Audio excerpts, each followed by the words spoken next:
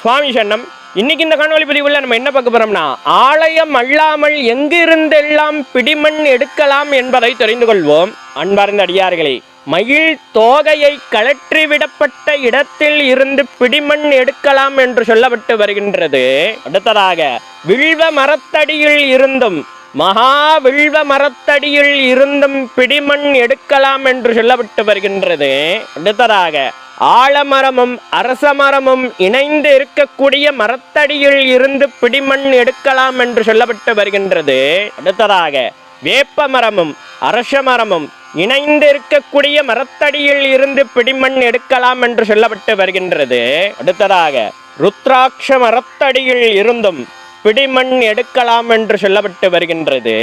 அடுத்ததாக தர்ப்பை புல் வளரக்கூடிய இடத்தில் இருந்தும் பிடிமண் எடுக்கலாம் என்று சொல்லப்பட்டு வருகின்றது. அடுத்ததாக கோஷாலைகள் இருக்கக்கூடிய இடத்தில் இருந்தும் பிடிமண் எடுக்கலாம் என்று சொல்லப்பட்டு வருகின்றது.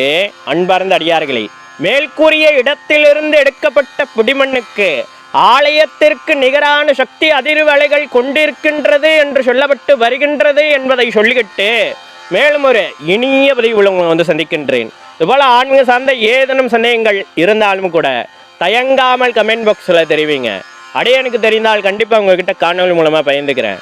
நமது தமிழ் வேதம் 92 சேனல் ஒன்று சப்ஸ்கிரைப் பண்ணாத அடியார்கள் மறவாமல் சப்ஸ்கிரைப் பண்ணி பக்கத்தில் இருக்கிற பெல் பட்டன் அமைத்திட்டு ஆல் ஆப்ஷன் தட்டிங்கன்னா நாங்கள் பதிவு செய்கிற ஒவ்வொரு காணொலி பதிவும் உங்களை வந்து அடையும். மேலும் நமது தமிழ் வேதம் 92 சேனலில் நிறைய ஆன்மீக சார்ந்த காணொலி பதிவுகள் தொடர்ந்து பதிவேற்றம் செய்து கொண்டே இருக்கிறோம். அதெல்லாம் இன்னும் பார்க்காத அடியார்கள் ஒரு முறை சென்று போய் பாருங்கள்.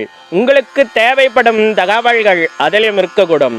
அடியார்களின் வசதிக்காக பிளேலிஸ்டும் தயார் செய்து வைத்திருக்கின்றோம். சர்வம் ஈஸ்வரம், சகலமும் ஈஸ்வரம். நம சிவாய.